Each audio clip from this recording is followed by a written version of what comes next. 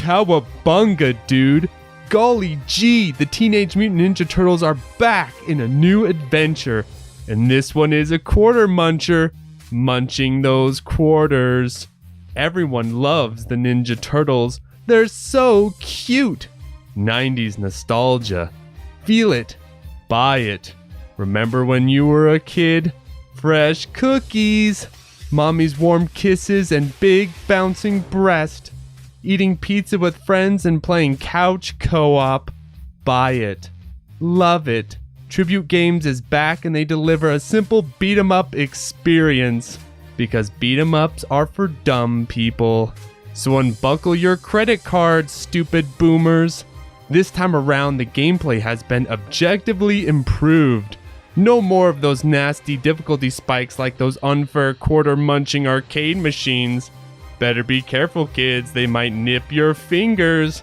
The difficulty in Shredder's Revenge is tough, but fair. Like the end of Daddy's belt. Whether you are young or old, happy or sad, confused or clinically insane, there's a little something for everyone. On behalf of everyone here at IGN, I give this game an 8 out of 10. Hello everyone, we've been waiting all year and the time has arrived for my review of Ninja Turtles Shredder's Revenge, the new beat 'em up by Tribute Games. This game has been out for only a day. I'm recording this in the middle of the night, and already it has been declared basically a masterpiece by IGN, Polygon, and Nintendo Life, and I'm sure many more outlets will follow. And in fact, all of them stated that they thought it was better than the original game, and Nintendo Life went so far as to say that they thought it was better than Streets of Rage 4, which I would consider a very strong beat 'em up in recent memory. And so as much as everyone is hyped up for this game, I'm afraid to say I cannot join in on this choir of praise. I think this new Shredder's Revenge is a solid effort, but definitely falls short in comparison with stuff like Streets of Rage 4 or the original Turtles in Time. So why don't we begin by comparing this to the Turtles in Time Super Nintendo port, because in my opinion that is the superior version of the game over the arcade game. And I couldn't help but notice almost all of the reviews kept referring to the arcade game, talking about the arcade game and the quarter munching and so on and so forth. Even though I think the Super Nintendo version is the definitive way to go because of the improved gameplay, the improved level design. It's just a more polished, influential release as well. More people associate Turtles in Time with the SNES port over the arcade port, and this is coming from an arcade enthusiast. I am an arcade player, so trust me, if I felt the arcade version was better, I'd be all over it. But in my opinion, the SNES port is better, and you can already tell in this new game, it is much more in line with the SNES version than I think the arcade version, other than having a bunch of players you can play with at once. I guess apparently 6 at once, because that sounds like total chaos to me, but I guess some people might find that interesting. But let's talk about how this compares to the original, because I have a ton of experience with the original. In fact, the next video on this channel will be my hard mode, no death clear of the original game. And on the surface, a lot of these reviews, a lot of people are saying, oh, it is a very faithful adaptation of the original Turtles in Time combat. You know, it's a modern twist or whatever they like to say. I do not agree with this at all. I think it bears similarities to the combat of the original on the surface, but the way it is actually implemented and designed, I think, is a far cry from the original game, and I'm going to explain in detail why that is. So looking at the Moveset, when you go in and you just start the game and it says how to play, I was optimistic at this point, because just looking at the Moveset, it does seem to be pretty faithful. It has most of the moves. It has the grabs, it has the throws, it has the uppercut, which is in the original, you just do a jumping kick. It has the dive kick, it has the slow swinging downward attack from the air. It has the runs, it has the slides, but it is missing some key attacks. So it is missing the flying kick. There's no flying kick, and I don't know exactly why that is. I don't know if the developers thought the flying kick wasn't deserving to be in it, or I sort of suspect maybe they didn't know about the flying kick. The other big thing, though, it is missing is the cartwheels when you run. So the funny thing is that they took the cartwheel and they gave it sort of this weird back attack thing where now you have a new button, you hit it and you cartwheel forward and you have some invulnerability, and you can go backwards with it. Honestly, I don't think it's all that great. All the reviews are talking about how great it is. I didn't think it was that useful because the problem with this back attack, and we'll talk about the problems with many of the attacks of this game, is that it has this massive cooldown. It has this huge window of cooling down, so you can use it here or there strategically, but if you're getting swarmed, I don't know. I'm not a huge fan of it anyway. But getting back on track, in the original, if you run and then you hit B or jump, you'll start doing these cartwheels, and you actually can like cartwheel across the stage. And then if you go into a slide or a slide attack, this game has something like that, where if you run and you hit B, you'll go into this kind of janky slide attack. But there's actually a massive difference between the way it's implemented in the original game versus this game. In the original game, this is a great way to traverse the screen. It's a great way to get underneath things, move around, agility. In this game, if you run and you slide, which I accidentally keep doing, the attack is kind of weird, stumpy, slow, has this massive cooldown on it. It's not good, and there's not a lot of follow-up on it. So the attack is greatly nerfed over the original version. But the big distinction between the new Shredder's Revenge and the original game that I think makes them feel 100% different is the way they did the movement and the way they did the hit stun and the frame data, I guess you would call it, of the attacks. Because in the original Turtles in Time, your turtles are much more on the ninja side of things. They're fast, they're quick, they're agile. You can manual dash across the screen, definitely turn that on. And you are just a force to be reckoned with. You can manual dash here, there, you can slide under things. And when you hit stuff, it stuns them. It gives a nice stun on it. And then you can get the grab, and your grabs are extremely powerful in the original Turtles in Time. You get a grab and you can do that slam attack, take everyone out, or you can start throwing people off screen. But the speed of the grabs and the speed of the throws in the original game are much, much faster. You get a ton of invulnerability, and you get invulnerability coming out of them too. This was with most of your attacks. Same thing with your hit string. So when you come in, you're fighting the enemies, you start hitting them with your combo, your 4-hit combo like you have in Shredder's Revenge as well. In the original Turtles in Time, the 4-hit combo is a beast to be reckoned with. And that last swing on the 4-hit combo is very powerful. And in fact, one little trick you can do is sometimes you can actually sort of store that last hit in the 4-hit combo. Like you're fighting these smaller enemies, you can do 1, 2, 3, and then store it, and then move back, and then swing it, and it will come out, and you can use that as like a miniature bomb or like a miniature screen clearing attack. There's a lot of fun strategies you can do with that. In the new Shredder's Revenge, it is 100% reversed. It is 100% backwards. So in the new game, the second I started playing it, like 5 seconds in, I thought, oh, okay. This is going to be absolutely different. First of all, what shocks me is, so they added the manual dash ability. If you go to options, you can manual dash. They call it flick dash, but it's manual dash. So they added that in. I'm like, okay, that's a good sign. But they put inertia on your dash. So when you go to clear out of your dash, you have to hold back, and there's like a little slide animation. And it makes the game feel very slippery. Inertia is... For the love of God, people. Stop putting inertia in your 2D arcade games. Get me out of here! I'm gun on me because I'm homeless! Get me out! Whether it's shmups, beat 'em ups, running guns, inertia is not good. It makes the... I thought it was like bad input lag at first. I thought, oh my God. But no, they have this inertia on your slide. So it's a real nerf on your slide. So all the time throughout the game, I'm trying to play it like the original Turtles in Time, where you're running and you can just, in the original, you can just pull right out of your dash immediately on the dime. So you can have really precise movement, really precise attacks, and then you can swap between all these different states. Like you could run up, you could jump, And you could go into a dive kick, you could go into a slide, you can go into a grab, you can go into just an attack into a grab. Like, you can transition through all of your attack states in the original game incredibly smoothly. And that's what, in my mind, gives Turtles in Time its feel. That's what makes it Turtles in Time, is the ability to maneuver around the screen very quickly and transition in and out of these attack states very cleanly.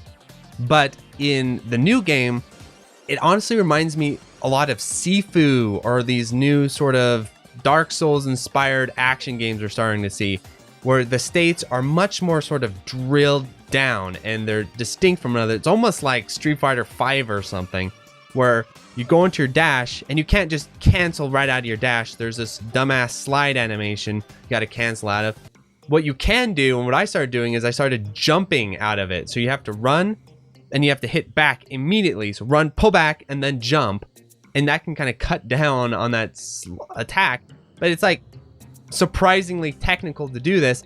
And if you're just a little bit off, you end up doing that dumbass on the ground slide, which you'll see me do over and over on accident. You can kind of start to try and work around these limitations on the movement by pulling out of the dash with like a back cancel and then a jump or something. But even in the best of times, even when you're really slick on the inputs, it still has this slide buffer. It has this weight to all your movement. You're on an ice skating rink, basically.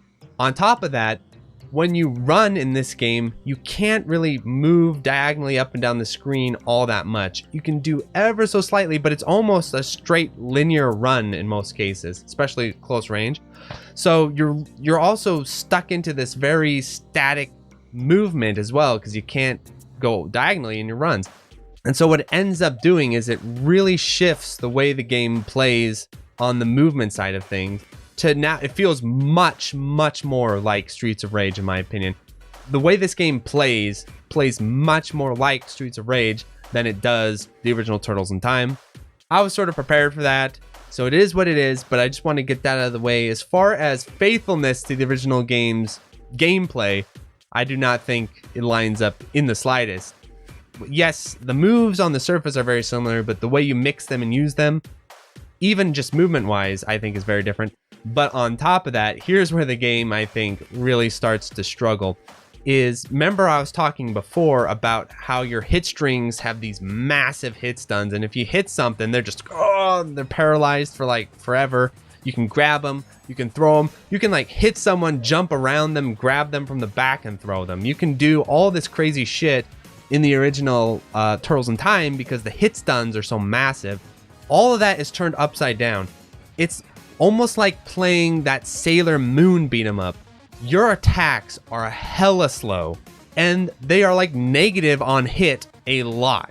And in fact, I would say as I started to go, it felt like finishing your combos was a bad idea. So it's like the reverse of the original Turtles in Time, where you want to store that last hit and then wham, bring it out on bigger enemies. In this game, you never want that last hit because it's so freaking slow and weak. And then you're just stuck in this animation. The throws in this game are very weak compared to the original. The original, like I said, once you got someone in a grab, that was a state of power. You could throw them, you could slam them around you, and you could do it very quickly. You got a ton of iframes, no issues. In this game, getting a grab can often be bad. Like there's a ninja, you run up and grab them, and because the animation to throw or to do anything is so slow and the invul takes so long to come out, often what happens is there's a group of enemies, you run up, grab them, someone is hitting you before you have the chance to even throw after the grab. The grabs and the throw game is just absolutely weak in the game. Not only that, but the developers weren't satisfied with just nerfing the frame data. The developers also decided, you know what? Fuck this whole grab game people are going to abuse. One, we're going to nerf your movement so you can't run up and grab things that easily. We're going to make it so you always are slide attacking, because in the original, like I said, you could run up, you could get right on top of an enemy, cancel, and do a regular hit into a grab. It's like a tick throw.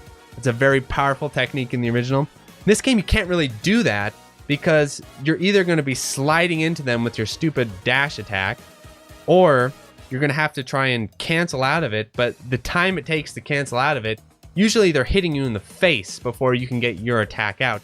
So normally what you want to do is you want to run up and just straight grab enemies. You just run up and grab them fully. But some enemies you just can't do this because they'll punch you in the face. So it really limits your grab game because only certain enemies you can just run up and grab them raw like that. The weird part is you would think they'd make the swinging game really powerful. Like you'd just be an absolute beast, just a war machine on the ground. But you're actually not. The cooldown on your attacks is so long that when you're hitting someone on the right, mid-combo, someone is hitting you from the back. And so what does this all add up to? In the original game, let's say you have a group of enemies. The flow of the gameplay is to run up, engage, get a grab. And from the grab, you can start sweeping people, you can start throwing them. You have all these options. In this game, it's much more of like a tactical hit and run game. The game wants you to just hit and run all the time. You get 2-3 hits, bam, bam, bam, next target. Initially in the game, in the early stages, these issues aren't that big, but the further and further you get into the game, I felt, the more it became tic-tacky, where you needed to just get hits there, get hits there. I felt like the most powerful ways to engage the enemies in this game were dive kicking them or attacking them from the air or launching them like you're playing Devil May Cry, like launch them and do air combos on them like Streets of Rage or Devil May Cry. The thing about it though is that the air combo system isn't super engaged or polished like you get in Streets of Rage or Fight and Rage or Devil May Cry or something like that. Very exploitable too. Like for example, I'll show it on screen here. I was able to corner carry this enemy into a corner and I just hit the enemy over and over and over and over for 2,000 hits just to see how far the game would let me go. I just quit. I could probably kept going for who knows how long before the gauge would run out. But I got 2,000 hits on this enemy and I thought, okay, what's the game gonna do here? Basically nothing. It didn't. I thought I would get this huge score boost or something. It barely did anything to my score. The hits thing, it seems more cosmetic more than anything else. Just on that first point of it being faithful to the original game, I think not in the slightest. If you're a Turtles in Time aficionado and you've got to have that Turtles in Time gameplay, you're not going to find it in this game. The second thing I want to say is that the comparisons to Streets of Rage 4, I feel like Streets of Rage 4 is a much, much better beat 'em up than this game. Streets of Rage 4, I think, has a much more solid game plan of how the game works because it's slower, but it has a much stronger throw game and combo game. And those two elements, I think, is what gives Streets of Rage 4 its distinctive feel. Where in this game, it's just sort of all over the place. It's trying to do everything all at once. Like it wants to be fast and crazy like a Konami beat 'em up, but then it goes and does all these nerfs to prevent you from doing that. And then it kind of wants you to be like Streets of Rage, where you start doing these air combos, central throw game and stuff. But the throw game is nerfed to shit, and your combo game's nerfed to shit. And so, I don't know what exactly the game plan was as far as the core combat.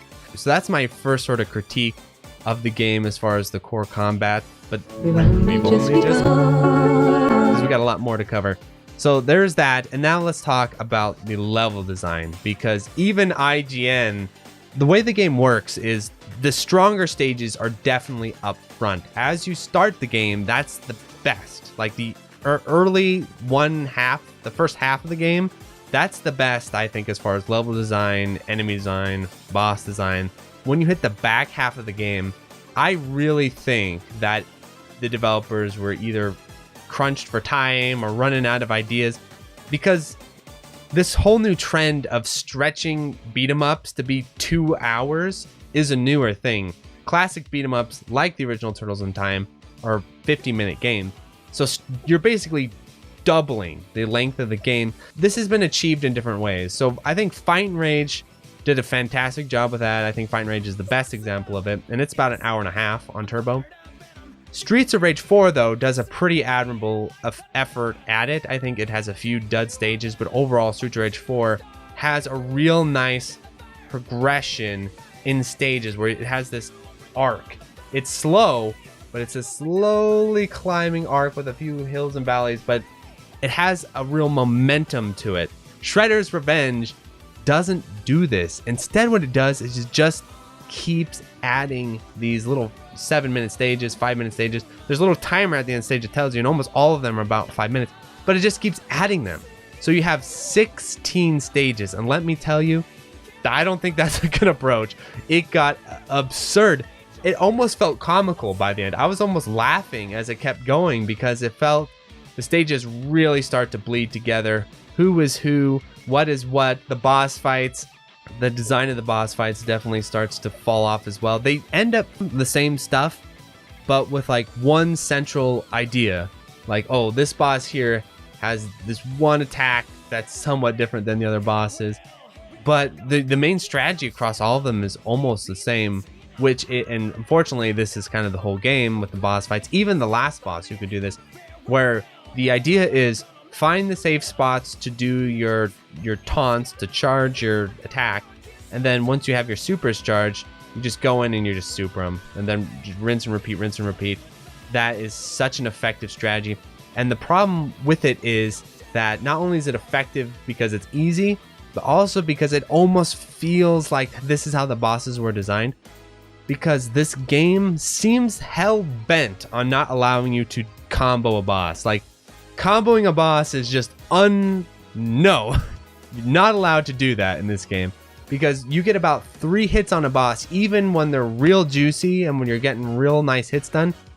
A lot of the bosses, if you do a full string on them, they'll actually punish the end of your string. Imagine that.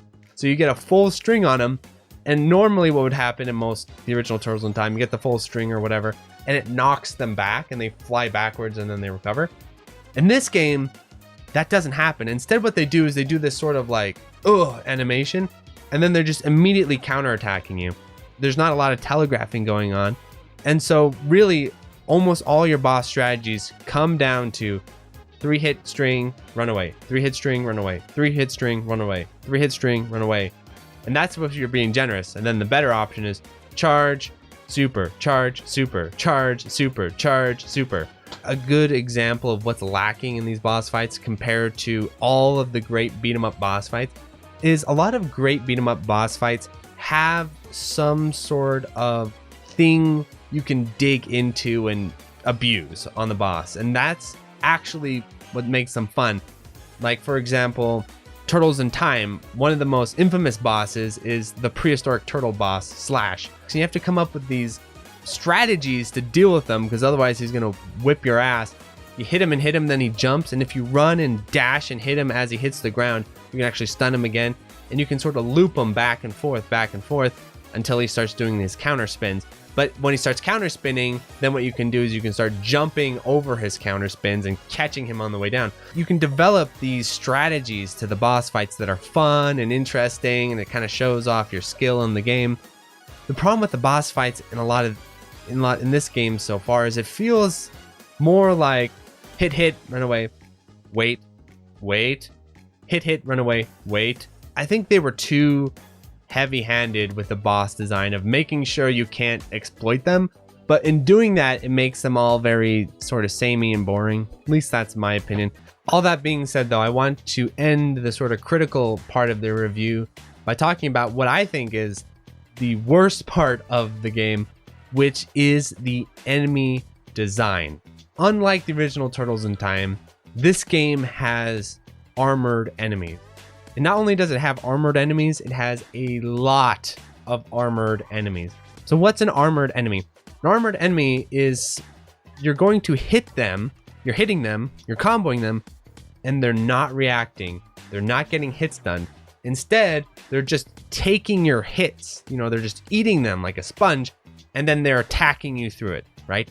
There's tons of enemies that do this. Like, normally in a beat 'em up, you might have 1 or 2 enemies like this. Streets of Rage 4 has some enemies like this, but this game has a shitload of enemies like this. There are so many armored enemies in the game that they almost, I think, might outnumber the regular enemies of the game. So you've got the sword guys, you've got the other sword guys, you've got tons of robots, you've got the people who charge in.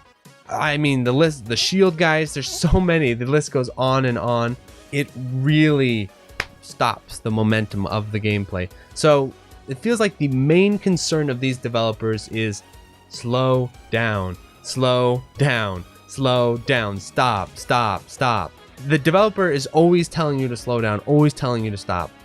Whereas with something like Fight and Rage, the developers are like, go faster, faster, faster. But in this game, no, you can't.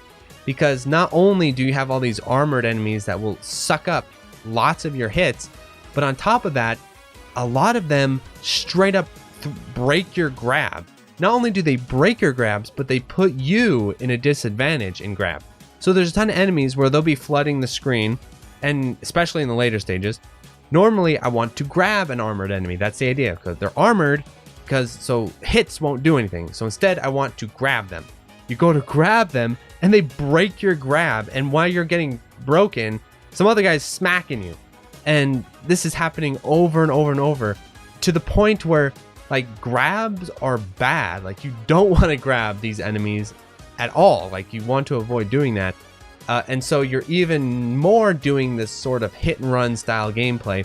And on top of that, not only is the game throwing slow movement, inertia, armored enemy, grab breaks, not only that, but the enemy spawns of the game are once again trying to stop you from running forward. The game does not want you to do that. It is absolutely clear. If you just run forward through the stages, you are going to be met with things just spawning into you all the time. Whereas in the original Turtles in Time, this isn't so. Another point is the characters. Let's talk about those. So I will definitely give to this game that I like the visuals, I like the character designs, I like all of that sort of aspect of the game. And it has a nice selection of characters, you know, the Turtles, April, and Splinter. In the original Turtles in Time, there is a bit of a tier list because the Turtles have their weapon properties and also their speed properties. So the best turtle in the original Turtles in Time by far is Ralph, because he has hella fast walk speed. It's all about the walk speed, and he's got hella fast walk speed. And then after that, probably Leo, and then Michelangelo and Donatello are like the bottom tier. Conversely, April, oh my god. You can tell they just decided April's the best, because she is just, in my opinion, clearly the best. She is hella good. So, in my opinion, play April. She's got great movement speed, great attacks, her super is really good. She's great. Everything about her is great. She has low range, but the fact that range basically doesn't matter in the game, and her startup on her attack seems pretty quick, she just seems to me to be the best, and I had the most fun playing her. Then they have a bonus character, Casey Anthony, as I like to call him. I can't remember his actual name. We'll call him Casey Anthony, though. He's like this hockey player. He seems pretty good, because I think his attack, even though his movement speed is sort of slow, I think his attack speed is pretty good. He might be really good for all I know. I just played him for a little while.